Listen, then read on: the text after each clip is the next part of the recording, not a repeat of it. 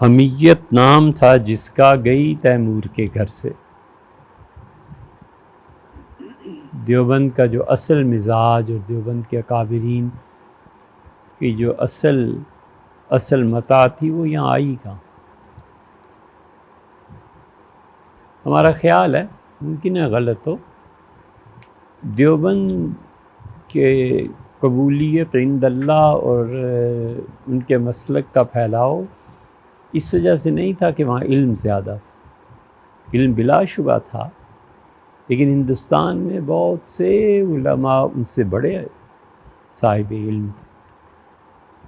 یہ نہیں ہے کہ دیوبند میں علم ختم ہو گیا، بریلی میں تھے، ندوہ میں تھے، اور گولڑا شریف حضرت پیر مہر علی شاہ صاحب رحمۃ اللہ علیہ ہدایت الناب اور صرف میر سے لے کے بخاری شریف اور فتوحات مکیہ تک پڑھاتے تھے۔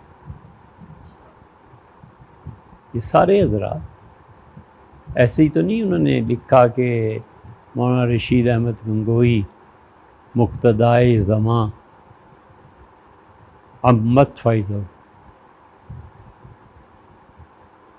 جنہیں خان صاحب کافر قرار دیتے ہیں، حضرت پیر صاحب رحمۃ اللہ نے حضرت رحمۃ اللہ کے متعلق یہ لکھا۔ تو اس لیے علم اور بہت جگہ پہ تھا۔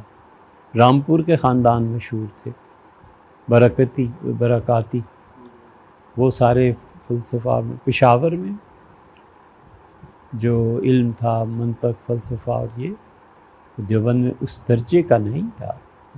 اصل چیز ان کا تقویٰ تھا، بس جتنے متقی اور پرہیزگار تھے، جتنے اللہ سے ڈرنے والے تھے، جتنے دیانتدار تھے، غالباً یہ چیز انہیں دنیا میں سب سے بلند ہے۔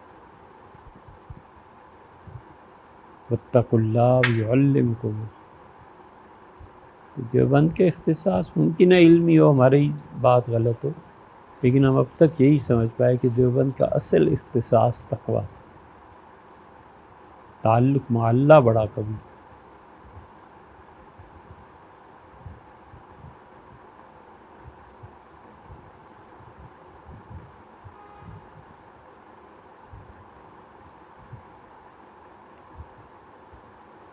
کچھ تو تھا کہ حضرت مدنی رحمۃ اللہ علیہ